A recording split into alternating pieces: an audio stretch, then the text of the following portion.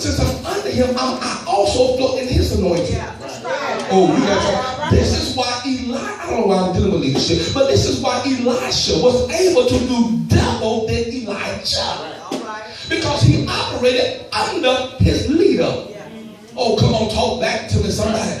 And so now that you cannot operate in what's double till you learn how to come under. Yes, all right. Amen. You come under. You don't come in on top like you got it all together. Like it's all figured out. Come on, stay with me. Come on, are you listening to me?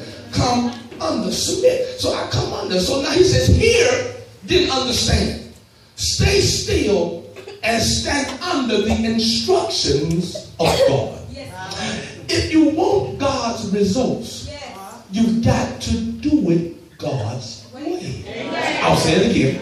If you want God-like results, you have to do it God's way. You can't do it your way and get God's results. The Bible declares there's a way that seemeth right, but the end thereof is destruction. Touch your neighbor, so I got to learn how to come under. The Bible says that this is not a bad place, because the Bible says that if you would, watch it now, don't call me a name and say I didn't really mean it and apologize. No, you meant it. Because out of the abundance of the heart does the mouth speak. Preaching here, I'm coming. I promise you I'm coming. I promise you I'm on my way. I promise you I'm on my way. I promise you I'm on my way. So watch this. He says, with the heart man believes. Yes. This is salvation. With the mouth he confesses. You should never confess anything that you don't believe. Preach. I got to tell on something to preach right now.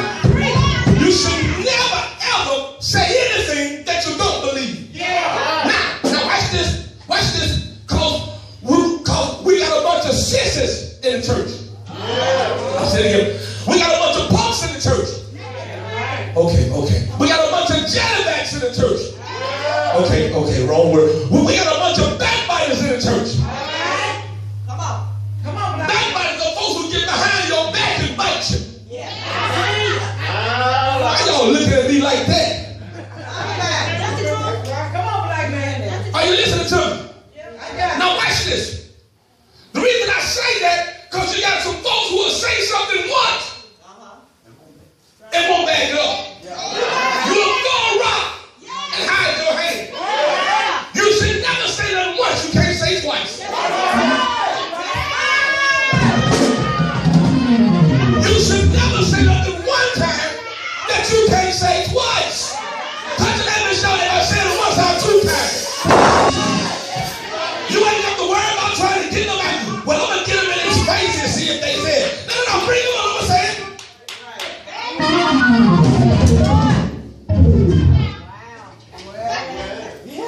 Okay. Come on, black man.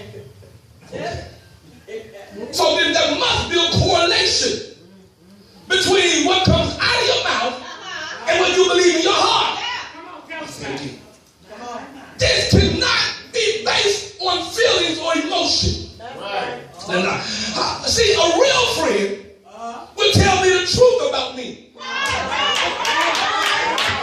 If you're really my friend, if I'm wrong, you're going to tell me I'm wrong. I'm going to talk back to you. You're not really my friend if you see me operating out here bad. Y'all ain't going to talk back to me. Y'all ain't saying nothing to me. Y'all ain't talking back to me. If I'm out here bad, and if you don't tell me I'm wrong, you're not really my friend. Oh, God. Jason, I need you to punch me, because see what's happening is that they quiet. So you need to punch me so we can get on where we go. There you go. They'll catch up in a minute. All right? Okay. There we go. Here, then understand. So now then, watch this. So with the heart man believes, with the mouth he confesses. Are you listening to me? The Bible says, so is a man thinking in his heart. So is the man thinking in his heart. So is he.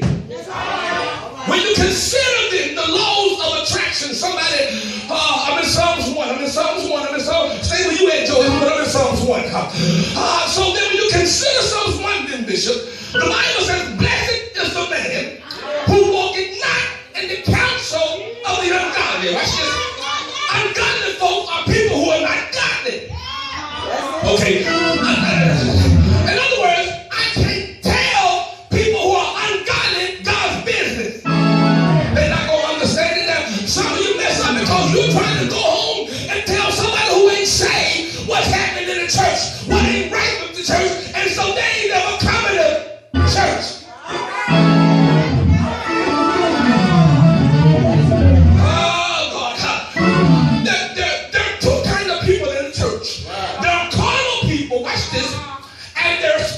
People, two kinds of people, carnal people and spiritual people. Both are saved. But the difference between the carnal person and the spiritual person is that one's mind has not been renewed. The Bible says, let this mind, I'm ready to preach, man. The Bible says, let this mind be in you, which is also in Christ Jesus.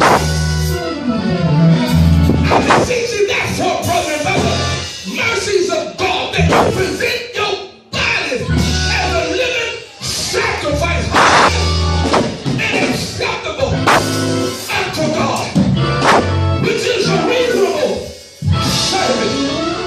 And then he says, be not conformed to this world, but be ye transformed by the renewing of your mind, that you may prove that which is the good and acceptable will of the Father. Touch your neighbor, say, neighbor, I've got something to prove. You know, you look at somebody and say, neighbor, I've got something to prove. And I've got to be able to prove that which is the good and acceptable will. Oh my God, now you got to understand something. You got to understand something. That when it pertains to will, come on, I feel so pushing the case. There are 8 kinds of wills. Oh God, but there are 3 wills that point directly, God, to somebody, like to God. There's a divine will. Somebody shout divine will.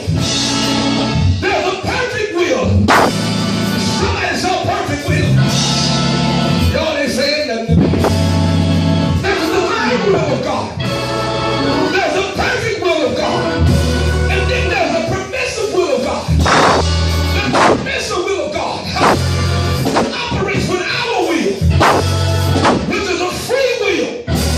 Because we're free moral agents, which means that we're able to make up, God, I feel that we're able to make up our own mind, which means if I don't praise Him, y'all don't talk back to me. That's permissive will. If I don't shout glory, that's permissive will. If I don't go to church, that's permissive will. Because that's what you decided not to do. Now you got to understand that the Bible says, to forsake not the assembly of yourselves together. So now God's word, which is perfect and divine, tells me I should not forsake the assembly of myself together. The permissive will says stay at home. But God's will says don't forsake. If you don't go, that's permissive. But some of you are crying about being in God's perfect will. Look at your neighbor and say, neighbor. Say, neighbor, do you really want to be in God's perfect will? I say, do you really want to be in God's perfect will? Okay, I think they woke up now. I can go back to the teaching. Divine will is divinity. Oh God. There's a difference now. When Jesus came from glory as spirit, he was divinity. He was divine. When he hit Mary's womb, God healed him and took on flesh. He became humanity.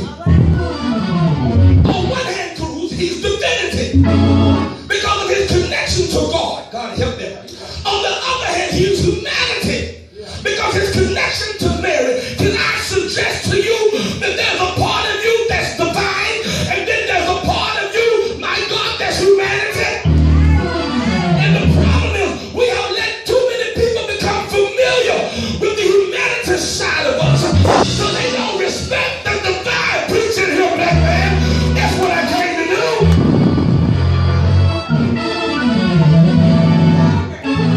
Touch your neighbor and say, neighbor, there's a divine side of me, and there's the humanity side of me.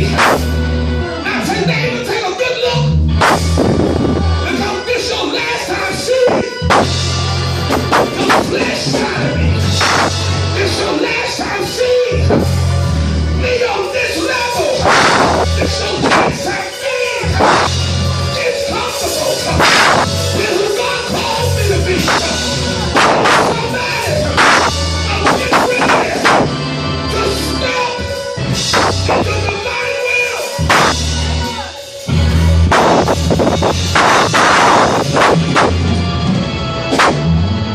That's good, Jason. That's catch it right there. Oh, God.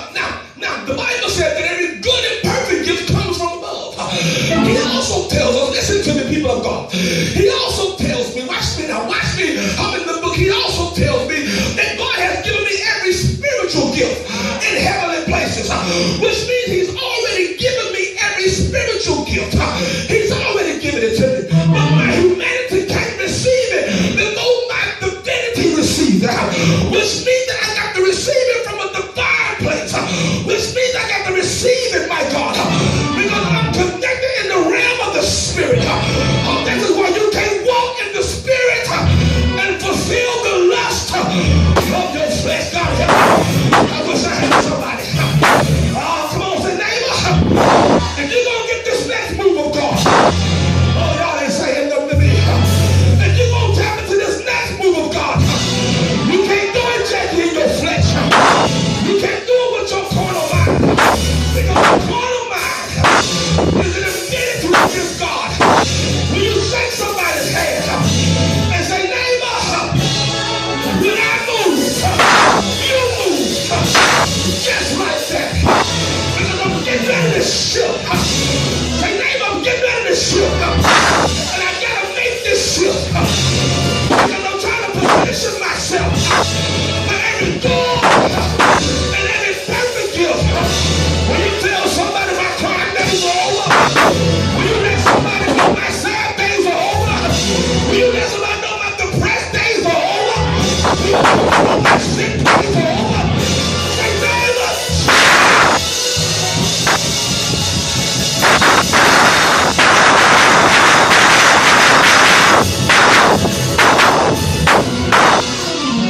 somebody shall shield. Somebody shall shield. Somebody shall shield.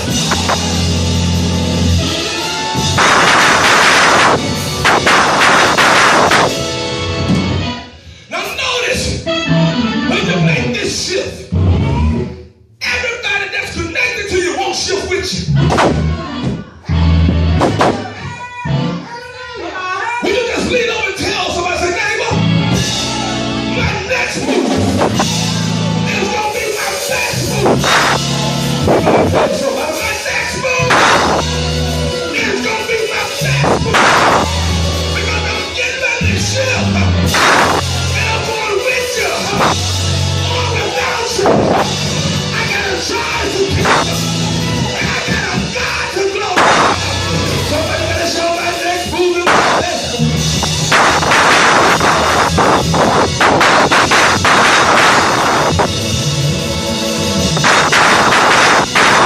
Now watch, folks. They get mad at your move. Start looking crazy. Start complaining about stuff that you ain't doing no more. This ain't right. You don't cook no more. You don't wash no more.